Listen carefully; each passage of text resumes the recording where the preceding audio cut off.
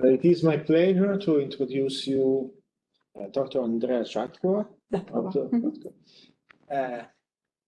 She's at Genethon right now and the Slovak Academy of Sciences, and she will give this talk, analysis of phenotype differences in seedlings with Alkaptonuria. I hope that's more or less correct.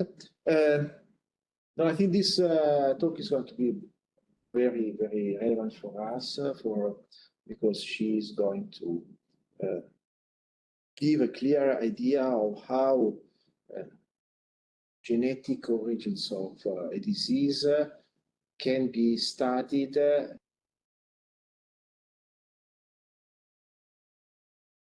all of us that work in informatics, and so we can understand better how relevant our work can be. So thanks again, Andrea, for being here and giving this talk. Thank you. So thank you very much, everybody. Also, people here in the room, and also to all connected ones via internet. So as was already anticipated, my talk will be focused on a rare disease called Alkaptonuria. And then hopefully in the end, I will also show you how we can apply or how we can develop our collaboration using bioinformatics, especially also pangenome, in order to help to find the solutions for the patients with this rare disease. Of course, the work that I will be presented was not done only by me, but by whole team of my colleagues from Slovak Academy of Sciences and Genethon, but also from a wider board of colleagues from Develop a Cure Consortium, which I will talk about later on. So I will, in principle, I will give you also some explanation about the disease itself and the pathogenesis of the disease, which I think is important to understand if you want to find the solutions. Then also about the results of our previous studies, especially focusing also on Alkaptonuria genetics.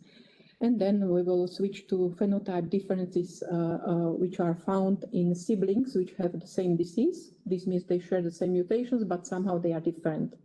And then I will also speak about the possible applications of bioinformatics in order to analyze whole genome sequencing data, which we obtained in some of these siblings. And we will speak about and maybe discuss about what we can find out or what we can identify. So Alkaptonuria is very, very specific and important disease because it was actually the first genetic disease described. This was done already at the beginning of 19th century by Sir Archibald Garrod, who used Alkaptonuria as an example and introduced a term of inborn error of metabolism. This means that Alkaptonuria is disease affecting metabolism of simple amino acids, phenylalanine and tyrosine, which we normally receive when we eat. It's contained in our food, in proteins especially. And this block in this disease is caused by mutations of one of the enzymes involved in this pathway, which is an enzyme called homogentisate 1,2-dioxygenase. Because of this block in the metabolic process, as you can see maybe in the slide, homogentisic acid, which is not metabolized, is accumulated in the body of the patients, and this causes the different series of problems. Here I put some of the pictures which manifest which problems they have to this patient face. And the first symptoms is diagnosed already when the child is born with this. This is because parents usually notice that somehow something is wrong with the urine of the babies because it becomes dark after, like they see it in when they change pannoloni, or how you say it in English, and they see that they are becoming dark. And then later on, they don't have any other problems, but reaching the age of 25, 30 years, pain starts, especially in the back and then in different joints, which is the symptom of progressing ochronotic arthropathy, because this dark pigment, which is composed, is oxidation product of homogentisic acid, is deposited in their cartilages. And maybe you can see also the photo of the eyes. They have a black spots in the eyes. It's not affecting their vision, their sight, but it's not very nice for them, of course. then they have a tendency to have more tendon ruptures, like the Achilles tendon is frequently affected. And maybe if you see their ears, they have like a dark coloration of the cartilages. But the most severe and painful problem is this ochronotic arthropathy, which is really very, very serious. And what is interesting to note already here is this is arthropathy, general arthropathy is one of the most common diseases because many people face it. Aging, we have all the different pains, including me, myself. Alkaptonuria is an example of the disease where this process is kind of accelerated. So studying these rare diseases can be very useful also for application to find treatment or improvement for the more frequent diseases. And very important is also that since this pigment is deposited in cartilages, we know that also our aortic valves contain cartilages. So sometimes if this problem affects also heart, this patient can also suffer from heart disease, and which can be also lethal. A rare disease, what does it mean to have to do with rare disease? Here is a slide where you can see that Alkaptonuria Society in Cambridge is nowadays in contact with only about 1,500 patients worldwide. So if we consider the numbers which we usually have to study using bioinformatics, this number is very low because a disease is rare. It has a low prevalence, which is estimated 1 in a million people maybe suffer it. But we think that it might be a bit of underestimated because there are some populations, like for example in my country, in Slovakia, where the incidence of the disease is much higher.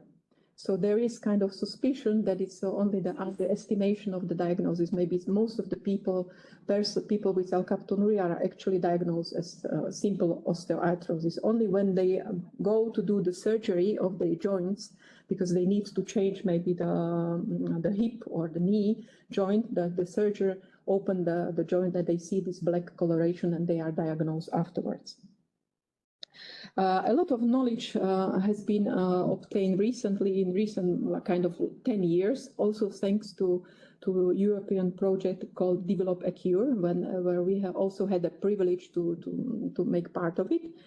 It was a large project which united scientists from Europe and also overseas in order to study this disease in more detail and also possibly test the possible cure for Alkaptonuria. We performed a series of clinical trials, one of which was Sonia 2. I will repeat it, so this is why I introduced it to you. This was a phase 3 clinical trial, which was focused on testing the efficacy and also safety of a drug called nitazenon or Orfadin for treatment of these patients. And the results were very interesting. In order to measure how the disease is developed, also kind of severity score index was developed, which was kind of, because symptoms are so many, we try to put the symptoms together and express the severity of the disease using this simple score index, AQC. So when I speak about it, you will know what it means. So it summarizes kind of ear and eye pigmentation, also kidney or prostate stones, which usually these patients have, also aortic stenosis, as I explained to you, the effects on heart, on bone, number of bone fractures, and so on. And different forms of the scoring are mentioned later on. So one is modified AQC, which is actually all the symptoms except of pigmentation parameters. And what were the results of the study? The study, actually, we were very happy because we could show that this drug, nitazenon, which we tested, actually really is well tolerated in the patients, and it's very effective in lowering excretion of this homogentisic acid in the urine of the patients. You can see on the left-hand side, you see that the patient really, they have a decrease in the excretion, which is very positive. And also when we measured the severity of the disease in the different patients group, one which was taking the drug and the other one which was not, and we compared them after 4 years, we could see that it also slows down the progress of ochronosis and improves some clinical signs of Alkaptonuria. And thanks to this, really the European Medicine Agency, EMA, approved the use of this drug for our patients. So we are really happy that after 10 years effort, the patients have some kind of treatment, which at least slows down the progression of, but of course it's not finished yet because there are also side effects, which is mainly the increase of the tyrosine concentration, which can then cause slight changes or damage eyes. So we still are kind of trying to find the equilibrium, how to use this drug. And also, when you do this kind of studies, it's very interesting because you have a lot of patient material of a very rare disease. So we try to analyze as much as we could. And this also contributed to understanding better the pathogenesis of the disease. Because we could see in patients in different age groups, which were then analyzed individually, that really the pigmentation increases with age. And actually, this ochronosis, this dark pigmentation in the tissues, starts already much earlier than when the pain starts. So this means even young people below 20 years of age, the youngest was 16-year-old, because this was an adult patient study. We couldn't test children at this stage, but now they are preparing also children's study.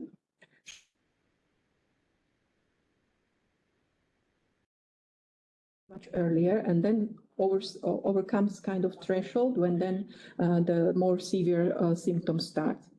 And what was interesting was also to see that this patient actually, even if they are well, they walk in a different way than normally. And they also have report the quality of life, which is outside normal. So they actually don't feel well, but they don't see it yet. And of course, there was very important that we have also mice model of this disease. And this was very useful because, of course, we cannot have the tissue of cartilage of the people. We cannot, the samples which we had were obtained only when the patient underwent surgery, because it's not ethical to take the cartilage samples from children and then from different. So mice were very useful to follow and to test the different stages of the disease. And as I mentioned, the cartilage is the main target, and it is a very complex tissue. It's not vascular, so it's not innervated. So when some substances have to arrive, they have to arrive there through diffusion. And one problem is that it also heals very slowly. So once the damage is there, it's very difficult to heal it. And the main cell types which are there are called chondrocytes, and they are embedded in a kind of extracellular matrix, which is full of other substances. So you can imagine to understand how the disease develops is not that easy. And the pigmentation was observed in all types of cartilage, which is a hyaline cartilage, elastic cartilage, and also fibrous cartilage. So the process of synthesis and assembly is really complex, and as I already mentioned, but there are also many diseases known which affect collagen, which is a major component of our cartilage. Collagen is very specific because, for example, collagen is the main part of bones, and bones are very rigid and hard. And it's also part, collagen in other form, in different mineralization stage, is part of the cartilage, which is softer and very elastic, and maybe also in ears and so on. So it's the same protein, but it can be modified by many processes, like post-translational processes or during biosynthesis. So we can imagine that the slight differences in these tissues can also affect manifestation of the disease. And my colleagues from Liverpool during the project, they presented kind of exposed collagen hypothesis. What is it? The collagen which is in the tissue is usually protected from other substances. It's protected by proteoglycan molecules, which are in the figure. You can see it like a blue things there. So actually homogentisic acid cannot reach the collagen, so it cannot destroy it. But later on, these proteoglycans in some way are removed. It is thought it could be homogentisic acid itself. It changes environment in the tissue, and there is a mechanical stress. The older we get, more physical activity we do, we put the pressure on our cartilages. And this can lead to the removal of these proteoglycan molecules, and so homogentisic acid can reach collagen itself. And this then starts kind of polymerization reaction, that these more and more molecules of homogentisic acid arrive, and they undergo this process of oxidation and create this pigment. And cartilage, which is covered with this pigment, becomes very hard, very stiff. It is different. It has different mechanical properties, and the tissue damage continues. And if you look at it at the level of the bone, if you can imagine, the pink things is like a bone, which has then on it different layers of cartilage. And it was found out, also studying the mice and other tissues, that this pigmentation actually starts in these little cells, which are in the layer which is very close to the bone. And from there it diffuses upwards and then changes the mechanical properties of the cartilage, which is not flexible anymore. And this means that when we walk, the bone inside becomes also destroyed, especially the subchondral plate, and then this is very painful, and this is the process of the disease, how it works. So these are all background which we need to understand in order to try to find a solution for the patients.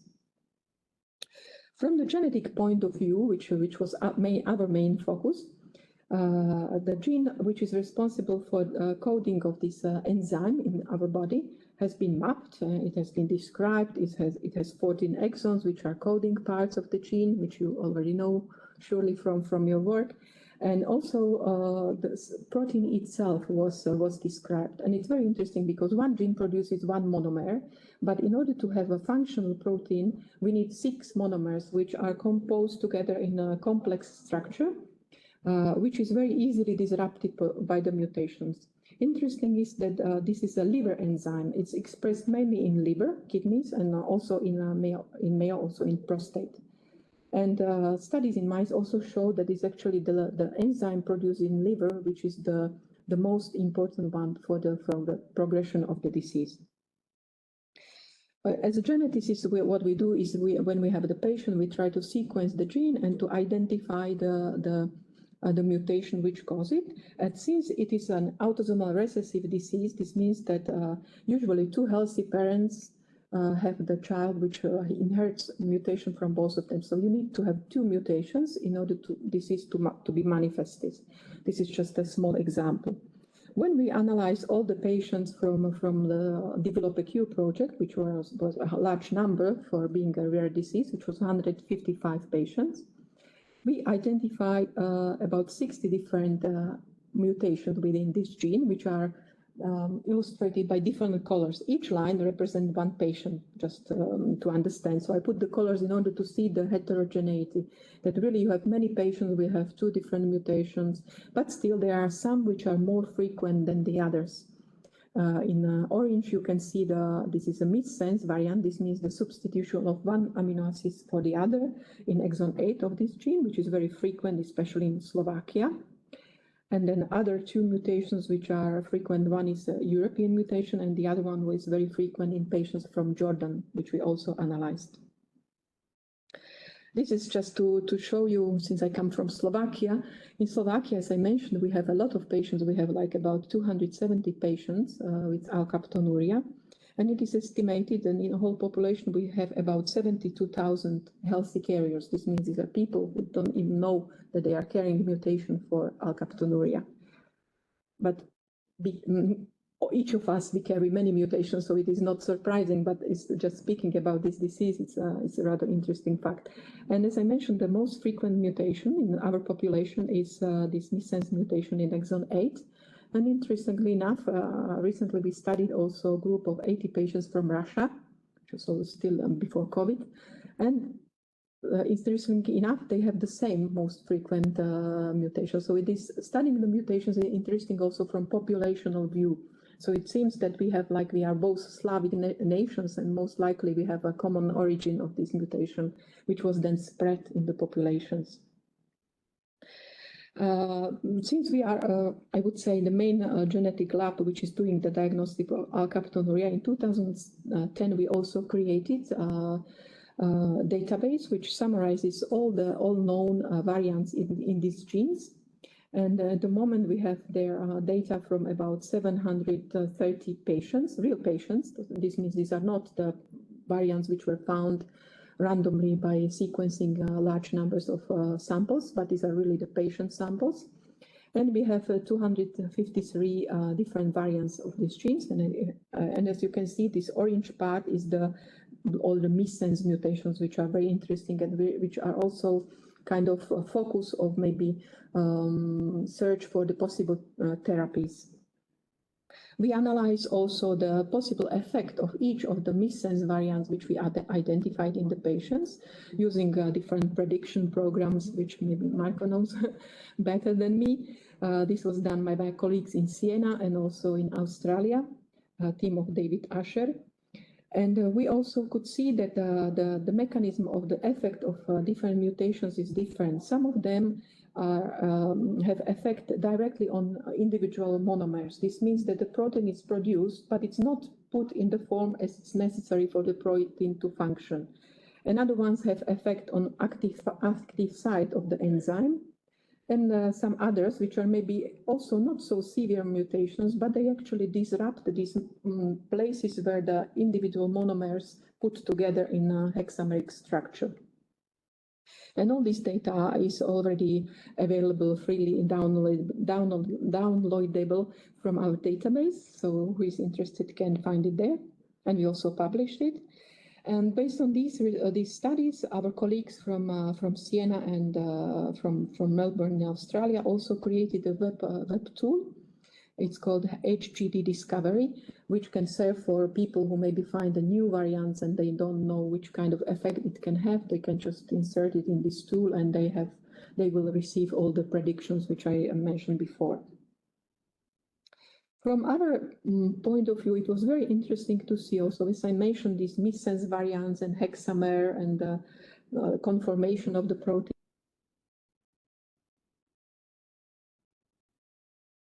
Actually don't inactivate enzyme completely because some kind of residual activity is maintained. So, and these are mutations which could be really interesting because we can find substances which can kind of stabilize this protein in these specific patients and maybe provide for them additional cure.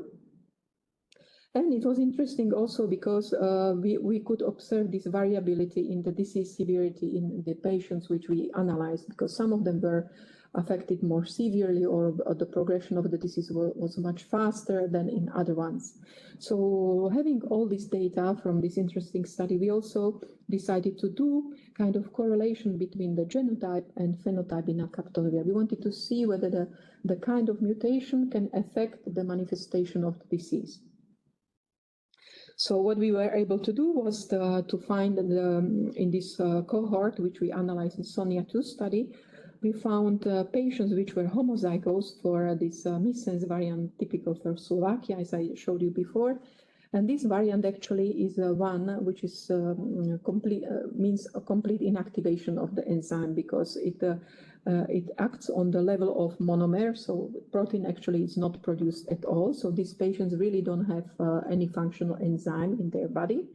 And there are also patients homozygous for other two missense variants, the green one and the gray one.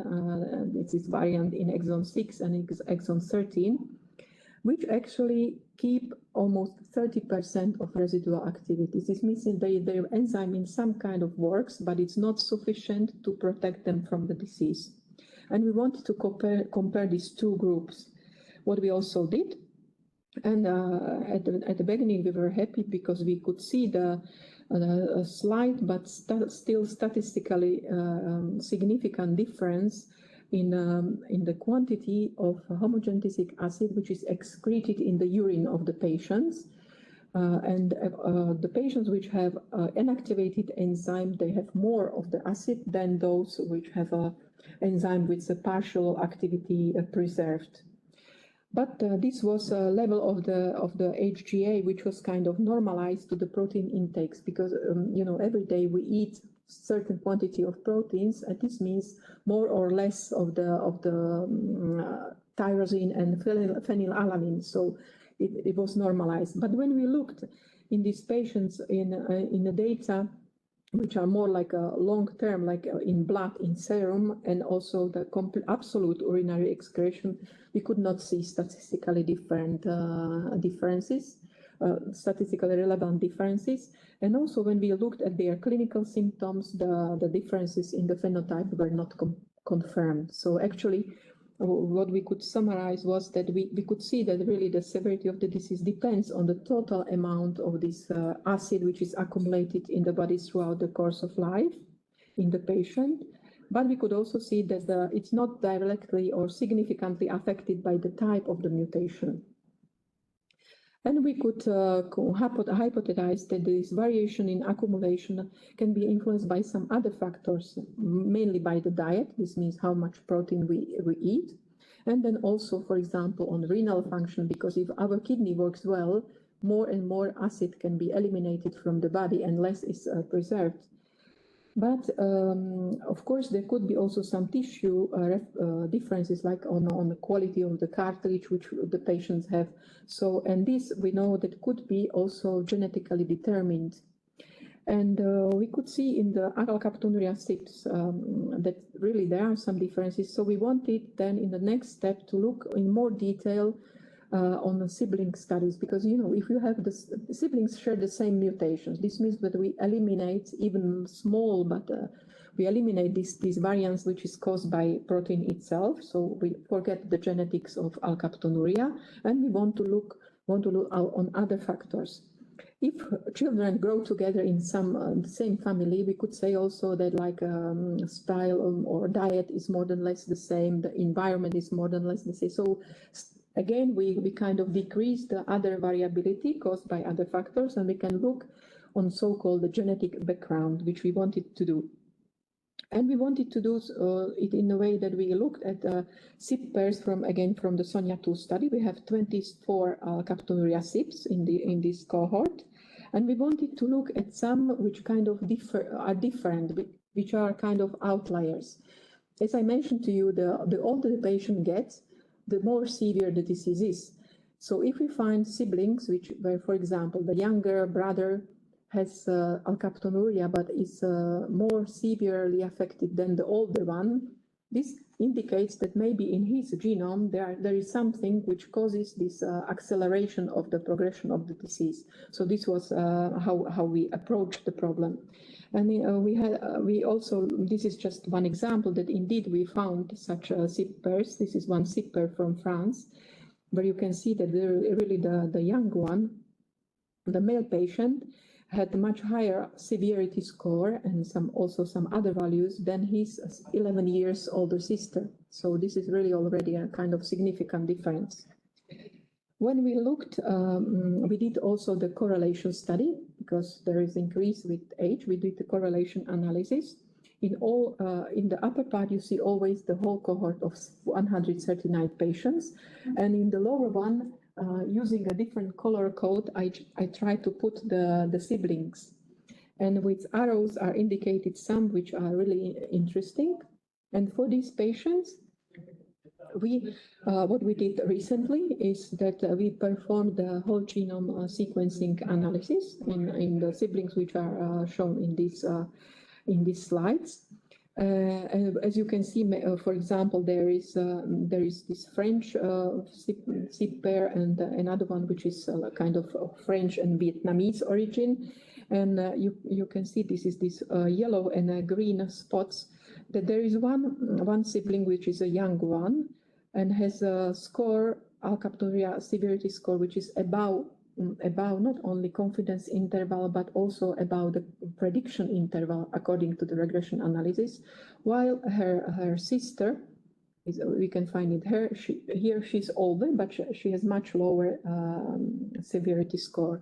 So we believe that this is interesting data which we have in hand. And now the question of bioinformatics starts, because as you know, the whole genome sequencing data, it's quite huge. And we need to find the things which are relevant for this disease and for the scope that he has. And we were talking and evaluating how to approach this. So we thought it would be good to start with searching for the variants that distinguish these two siblings. So if we have this SIP pair, we can kind of filter variants which are different, because these are those which might indicate some factors which are changing the severity. And as I explained to you, we would like to focus on genes which are known to be involved in osteoarthritis, genes which are involved in aging, collagen metabolism, or turnover, or tissue or cartilage reparation, and so on. Another thing which we would like to do is, as you know, that there is using the whole genome sequencing data and the catalogs, which is called genome-wide association studies, provide information on risk factors for some of the diseases. And for example, osteoarthritis is one of the diseases which are very well, which have been already very well studied. So we would like to perform comparison of these polygenic risk scores in these SIPs, which have different phenotype. And we can do it in context of the disease, or also choosing different pathways which could be interesting. And then the last one was, this is also why I'm here, within the frame of Pangaea project, we were wondering whether also graph-based algorithms could be used for this approach. And this is where I would like to hear from you, whether you think this can be done, and how these graph-based algorithms can help us to study these differences, and possibly to find out some disease-modifying factors which can be applied to Alkaptonuria, and possibly also to osteoarthritis if we find some relevant findings. And this is what I already mentioned to you, that really the rare is not something to be forget about, but is something to be treasured. And this was this article which my colleagues published, and they say that Alkaptonuria is really an example of a fundamental disease, which is usually a rare disease, from studying which we can learn important lessons or for some other common disorders. So I have also some clinical example of how this already was done, but I don't want to scare you with some more clinical pictures. So I only want to thank you for your attention, and I'm open for the discussion.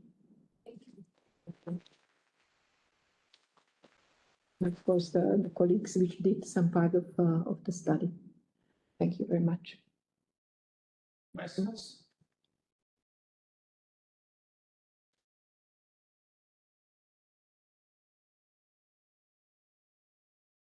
Maybe if you're searching for different genetics factors, it could be that there is just one.